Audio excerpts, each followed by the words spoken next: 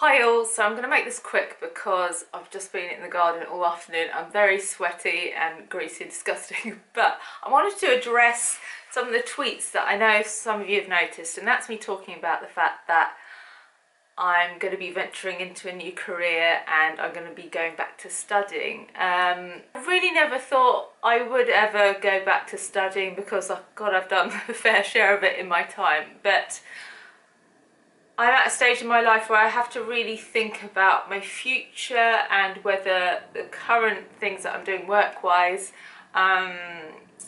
what's the word I was going to use, like have staying power or, I can't think of the word. I had a really good word when I was sitting on the loo earlier and I've forgotten it. So yeah, I was just thinking about how, in terms of the interviews and presenting work, realistically, as long as it is, people generally are looking for early 20-something people that look a certain way to do presenting jobs, and apart from a few exceptions, okay, there's Jo Wiley does the Glastonbury coverage or whatever, Emma Willis does the voice, not something I'd really want to do anyway. There aren't that many opportunities for people over a certain age in that sort of area of presenting, so that's not likely to be something that will be long lasting. So, and also I never really saw myself as a presenter. I'm not there to be the hi, I'm Sophie, welcome to I just really like the interaction side of it, so I always saw myself really more as a journalist or interviewer rather than being the one that the focus is on. I'd rather say as little as possible to get them to speak, so it really wasn't about me as such. And then with my art, obviously I started that at the beginning of the year because I acknowledged that I needed to find something that would work for the years to come and that would bring in more money than my blogging and YouTube has. And while that has gone fairly well and still is ticking over, it's still not bringing in enough money to sustain a comfortable life. Because I'm in that tricky position where if I want to get to that point, I need to invest money, i.e. make new products and stuff like that, but I don't have the capital to do that. So anyway, after a lot of thinking, I thought to myself, what do I like? What are my strengths? What have I always been interested in? What seems to be something that I can do that's viable with my health issues and so on. And I thought to myself, I'd really like to become a counsellor, a therapist. Something that's always put me off from doing that is the fact that I am an emotional person and I do tend to take on other people's problems and worry about them. So that has always maybe put me off and made me think I'm not right for it. But at the same time, I get a lot out of listening to people and trying to help people and offer advice or just offer some comfort of some sort, whether it's just an ear. So I thought that might be a really rewarding new career path to take. But after researching about the qualifications you need to do this, you'd need a degree in something like psychology or social care or something similar to that.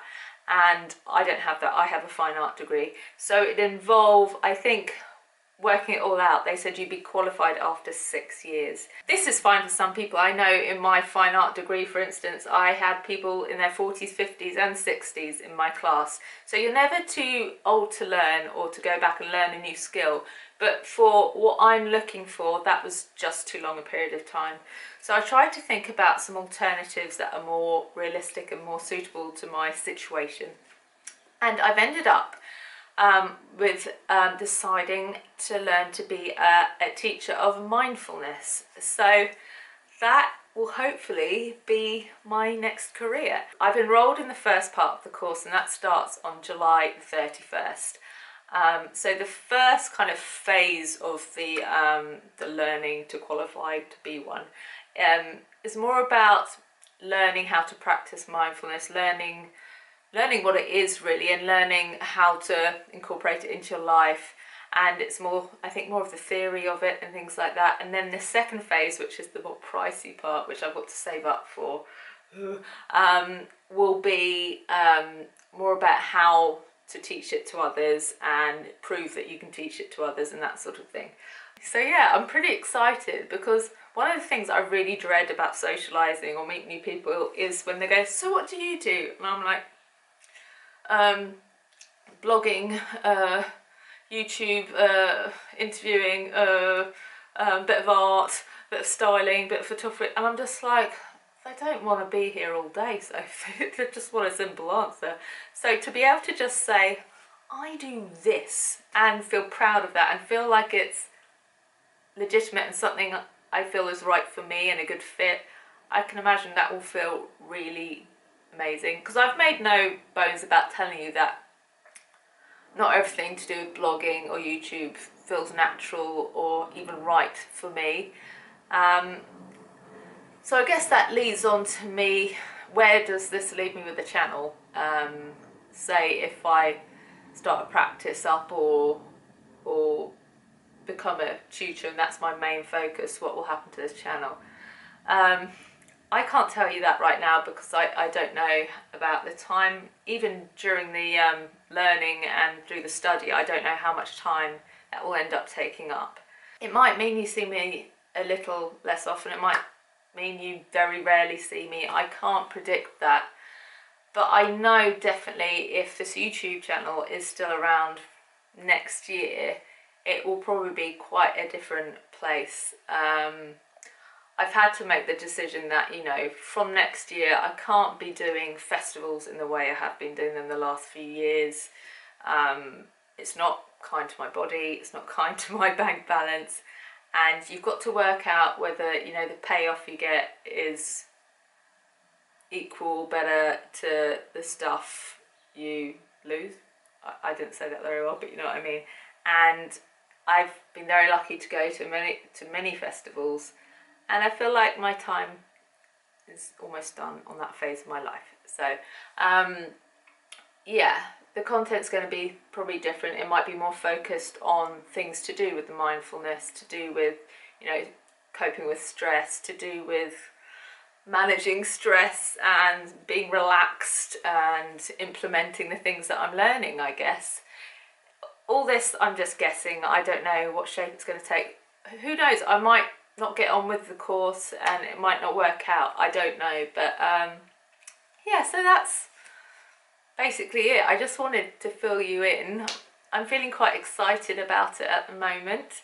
It's all a bit daunting because I never thought I'd have to do assignments again and have a tutor and have someone marking your work. That's going to be quite weird because as a blogger, yeah, you get feedback through comments and stuff, but you don't get someone checking the facts rigidly or like giving you like a percentage or a mark at the end of it. So that's going to be weird to get my head around again.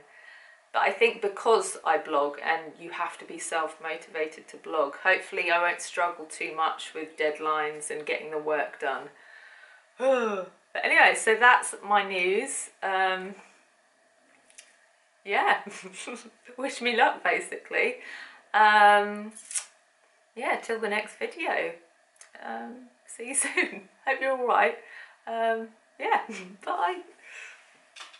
Oh, that was the slowest thing. Ooh.